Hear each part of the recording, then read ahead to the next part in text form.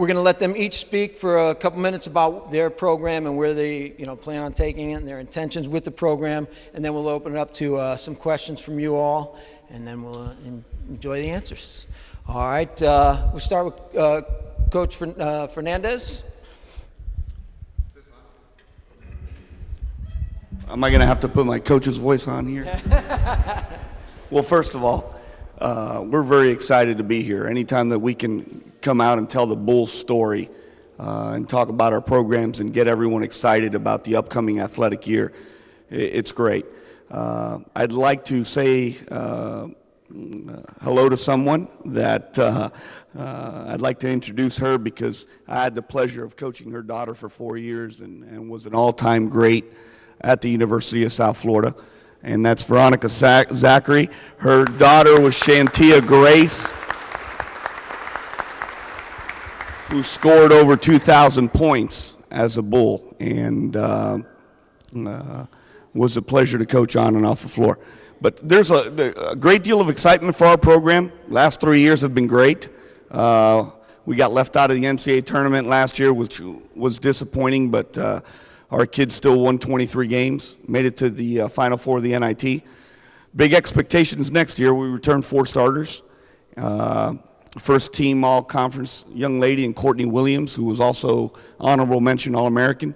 Second team all-performer who averaged a double-double, Alicia Jenkins. And a young lady, Ariana Pujol, who made the all-freshman team. We have a very, very exciting non-conference schedule next year. We're playing one of the toughest schedules in the country. Kentucky, Oklahoma, Illinois, St. John's, Maryland, Penn State, Villanova, UT Chattanooga. So we're playing 8 teams in the top 50 in the country. We need your support. We'd love to have you. Last year we finished 3rd in attendance in the conference, just over 2,000 a game. Had a record crowd against UConn, 7,000 in the Dome. So we need your support. Support this team, because we're young. We only have 2 seniors, and we'll be back in the NCAA tournament next year. Go Bulls.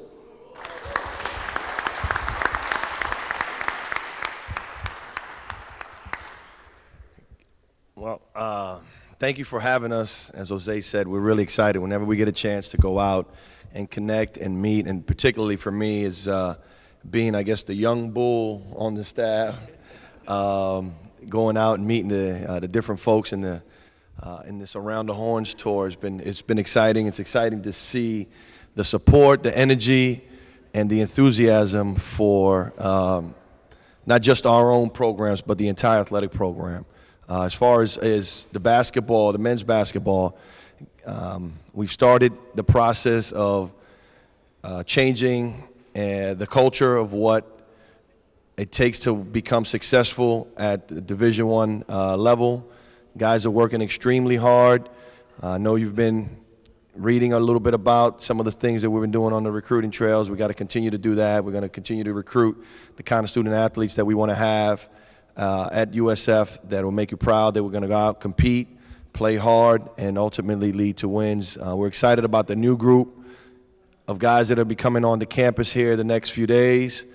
Once we get a chance to, as I like to say, get sweat with them a little bit, get our hands on them, and start to put the building blocks of what the future of our men's program is going to be about. It's exciting. Always good to be at this point that we are undefeated.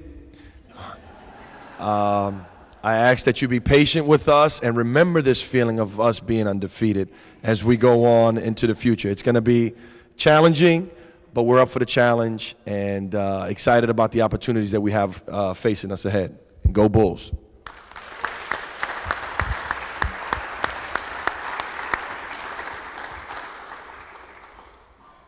Good afternoon.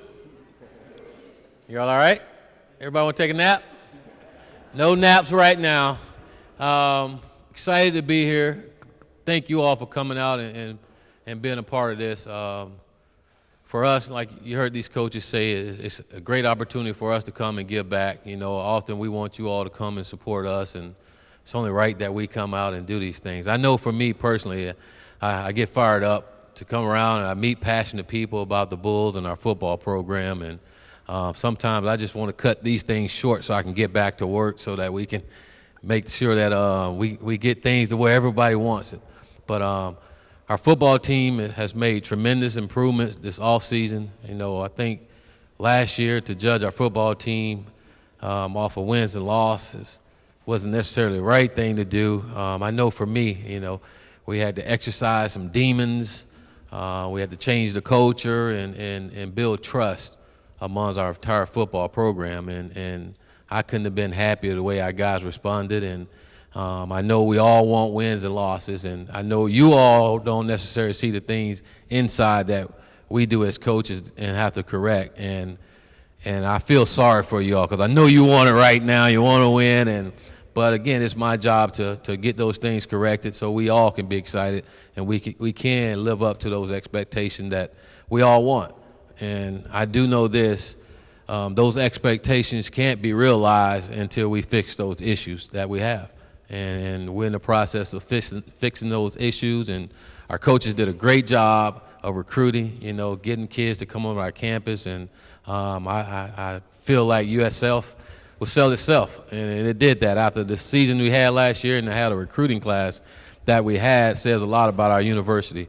And again, something that gets me excited as we move forward. But I think having a great recruiting class also have gotten our players that's on campus, gotten their attention as well, because those guys are starting to do things a lot better than what they did when we first got here, you know. And I know we want to win, and to me, you hear people say, oh, when you get your players in there, and you know what, all of them are players. You know, we got to get our players to do it the right way, do it the way that we want to do it the winning way, and get away from all the losing ways of doing things. And that started this offseason first by starting to care about each other. You know, that's something that we had to learn to do as a football team. And when things get tough, not point fingers or blame someone else. I hate that. I hate making excuses. I hate people blaming other folks, and I think our team is starting to hate it now, doing that same thing, and we're starting to correct those things. It's on all of us to get it right, to get back to where we belong, and it's our jobs to do it. And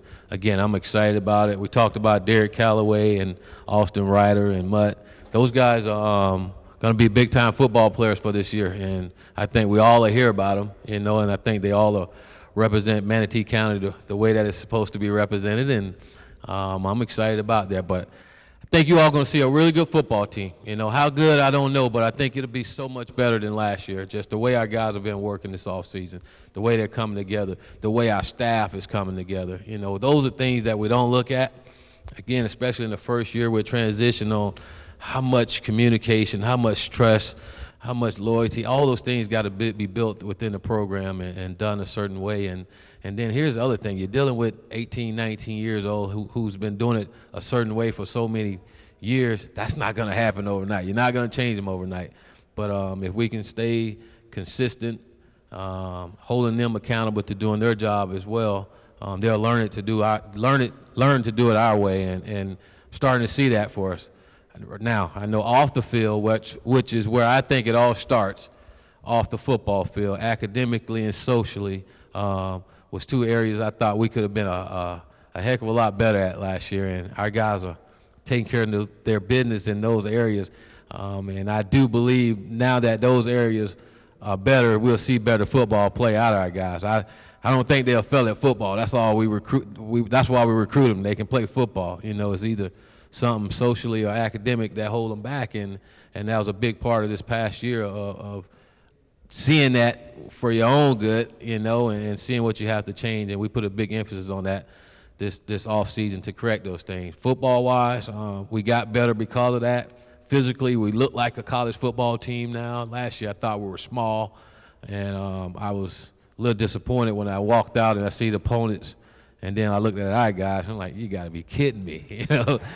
It's going to be a long day, you know. But it's been great. Last year, our offensive line averaged 297 pounds. This spring, they're up to 310 pounds. And I do know from physics, the bigger, stronger, meaner guy usually beat the little guy. So we're trying to make sure we get those guys right. But their attitudes are great. They're starting to care about each other a lot more. you're starting to see the camaraderie amongst each other to come together, and I'm really excited about this season and where we're going, and I think you all will be excited too. Now what we're going to do, we're going to open it up for questions, kind of take them as you have them. Does anybody have the first question? Anybody want to break the ice? First of all, okay, for Orlando Antigua's first year, starting the program, I guess when you come in, how do you begin to instill your style? What's the first thing you do as a new head coach? Well, the first thing you have to try to do is evaluate your current roster and who you have, and identify what their strengths and weaknesses are as quickly as you can, and then go out and try to recruit to stabilize the roster. You know, in college athletics, the way things are now for us, and particularly in basketball, there's a lot of movement, a lot of fluid, a lot of transferring and those kind of things. So putting together a staff that can go and identify right away what was available and who can fit the kind of mold and the kind of player that we want to try, and student athlete that we want to try to bring to play that we want to play. I think we want to play fast. We want to look for basketball players and student athletes that are can play multiple positions, that are long, athletic, and so we try to identify those kids. But you also, as a coach, have to adjust to what you do have. And we won't know exactly what we are as a team until we get together and start concentrating on team. Right now, we're starting to establish work ethic, work capacity, and for each individual player to work on their game to get better in areas that they want to strengthen. And so that's kind of what this summer is more about. As we get them back on campus in the fall, then it'll be starting to concentrate on team and building the core values of what we want to be about. They'll have a base of work capacity, which leads to everything else that we need to have. Excellent. Coach Fernandez, you obviously had success last year. A lot of people felt you should have been in the NCAA tournament. How do you take the next step? What do you need to do as a team to take that next step to ensure that you're not on the bubble, to ensure that you're in? Well, the big thing is we got to get those quality wins in November, December. You have to get some of those wins that are going to be on the positive side in front of the NCAA committee on Selection Sunday, Monday. And again, you got to avoid any bad losses in your league. Those hurt you huge. But I think our team's going to have plenty of opportunities to get marquee non-conference victories. As if we do what we did last year, finishing 13-5 in the league, and our only losses were to Connecticut and Louisville, and we split with Rutgers. If we do that, there should be no reason why we don't get back. We got to stay healthy, and that's going to be huge. And again, getting some of those non-conference marquee wins. All right. Anybody out there have a question? Now that we got the ball rolling, all right, Coach Taggart. I guess when I talked to Butch Davis after a huge recruiting class back in '98, and the day after his huge recruiting, one guy who was undecided, but he was a big athlete, played quarterback, running back, wide receiver, Jason Gathers. And I said, Coach, you got so many guys. Where are you going to play him? Don, you just got to get a guy in here like that with that talent, and we'll play him in, and we'll find a place. Does the talent drive your recruiting, or do you recruit for, I mean, obviously you need talent, but do you try to recruit for your system, or just get the talent in there and play, find a position for them? I think you do a little bit of both. I think in certain areas you probably want it more for your system than other areas, but one thing we look for is some tough, smart, highly competitive football players. Those are the guys that we want in there. To me, that's what it takes to win at this level. And you talk about tough. I don't think you can make anybody tough. You got to recruit tough guys to come in there. So we try to go out and recruit tough guys and highly competitive guys. I mean, I just think that's the only way you can win, and win at a high level. Anybody that's doing it is a highly competitive person. I hate losing. You know, if you watch you walk in the hallway, I'm trying to walk better than you. You know, so I just want to win, and I want all our guys to be that way. One of the things we did this offseason was put a ping pong table and a pool table in our locker room to keep our guys around, and it's for them to get to know each other a little better and continue to grow. But another part was, again, to be competitive. You know, I told them, don't be on the ping pong table or the pool table if you're gonna lose. You know, we want winners. So now you see guys practicing. They hate losing. You know, so they're starting to build that culture of just winning at everything they do. And if they have that mindset, again, that's going to translate over to football. It's going to translate over to academics. It's going to translate over to their personal relationship with other people, just winning in everything they do. So trying to instill that in our guys, and trying to bring those highly competitive, smart, you got to know what to do, you know, and tough guys. All right. Now, and this goes for all of you because you all have to be closers. You all have to, talk people into coming to the USF, playing for you, buying into your system. Guys always said, if Bobby Bowden was in your living room, you're done. You know, your grandmother, your mother, your father, everybody, Bobby's going to close the deal if he gets into the living room. What do you say to a player to make sure they come to USF? Like, what is a quick synopsis of your pitch?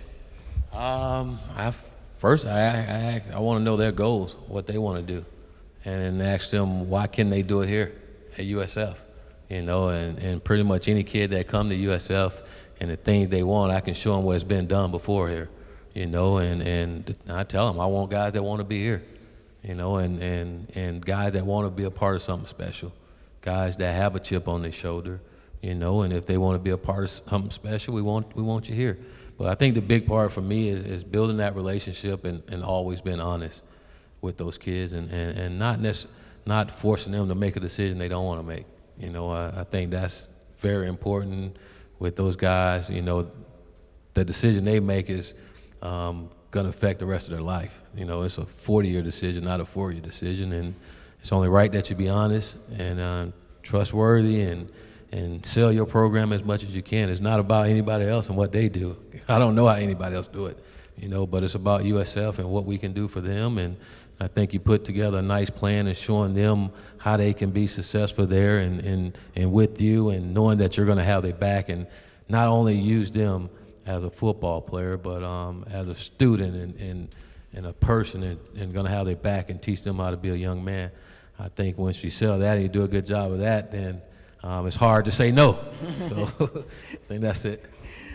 Coach Fernandez, Courtney Williams, all-conference star. What should people know about her, maybe that they don't know about her? Talk about Courtney and her, you know, what she means to you and some of her hidden talents, I guess. The big thing about Courtney, she's just a relentless worker. You know, she's extremely talented, but her work ethic is off the charts.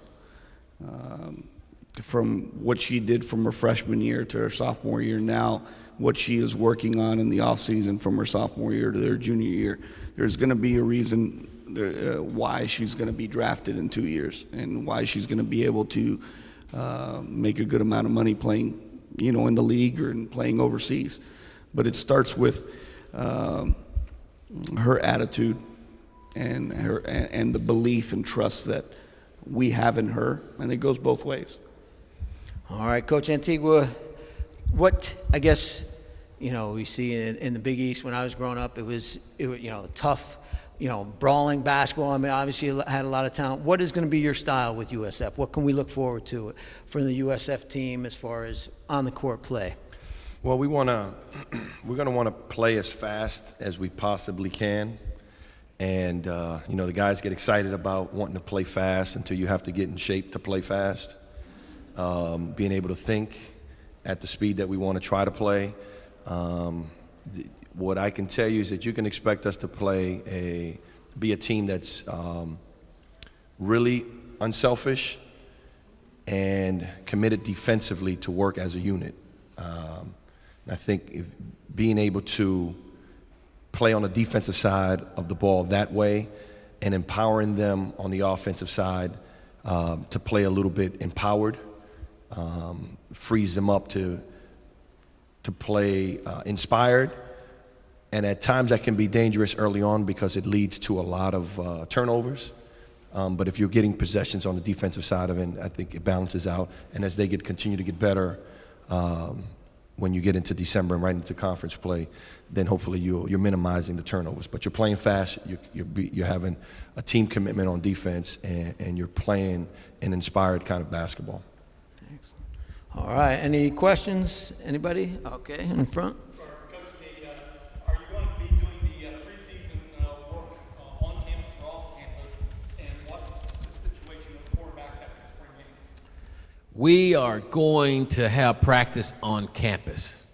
You know, we're going to do things a little different. Again, having the whole year here and evaluating the way we do things has been really good for me to sit back and say, what can we do better? And I think having it on campus is going to be better for us, you know. And the quarterback situation, I think, again, for me, in my young head coaching career, this is the first time where I've had competition at that position, you know, and competition makes us all better. And really, it's the first time I had competition at every position except for the punter, you know, and I'm so excited about that because I know it's going to make guys work harder. You know, that's something we struggled with last year when the guy knew the guy behind him wasn't going to take his job. And then he's not motivated to really go as hard.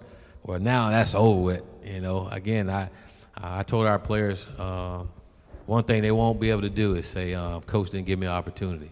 You know, they're going to have an opportunity to win the job, and it's on them to do that. It's on them to convince us they're the guys to do it, and you see it throughout the spring ball. I saw our quarterbacks get better, and I feel like they got better because they were competing. Those guys want to play.